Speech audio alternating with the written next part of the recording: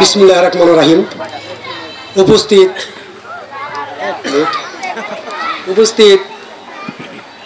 ১ নং ওয়ার্ড কাগুসিয়াটা বিজয় দিবস উপলক্ষে সাংস্কৃতিক অনুষ্ঠানের সম্মানিত সভাপতি সাহেব, উপস্থিত গোপালপুর উপজেলা নেতৃবৃন্দ, উপস্থিত মির্জাপুর অঙ্গ সংগঠনের নেতৃবৃন্দ, সবার প্রতি হইল আমার আন্তরিক সালাম, আসসালামু আলাইকুম। সংগ্রামী সাথী ও বন্ধুরা, আমি শ্রদ্ধার সাথে স্মরণ করছি শহীদ প্রেসিডেন্ট জিয়াউর রহমানকে। আমি শ্রদ্ধার সাথে স্মরণ করছি মরহুম হালিম চেয়ারম্যানকে।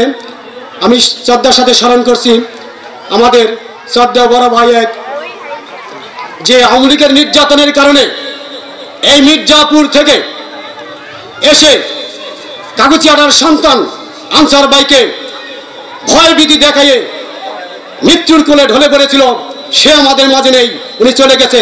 আমি তাকে শ্রদ্ধার সাথে স্মরণ করছি। সংগ্রামী সাথী বন্ধুরা, আপনারা জানেন এই খুনি হাসিনার পেটোয়া বাহিনী 17 বৎসর আমাদের উপর নির্যাতন করেছে, জুলুম করেছে, কিন্তু এই বিজয়ের মাধ্যমে আজকে ফাঁসিবাদী হাসিনা অন্যায় করার কারণে আজকে দেশ থেকে পালাই যেতে বাধ্য হয়েছে।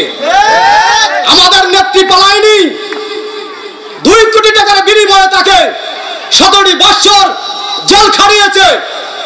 আমরা হাসিনা বলেছিল উনি নাকি শেখের মেয়ে, পালায় না, কিন্তু দেখো ভাইরা আল্লাহর কি পরিণাম।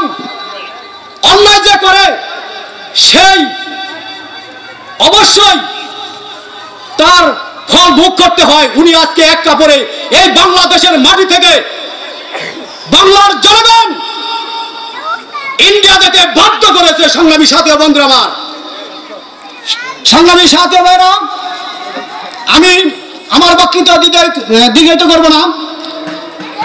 আমাদের নেতৃবৃন্দ আছে, ওনারা কথা বলবে, অনেক সময় পাবো কথা বলার।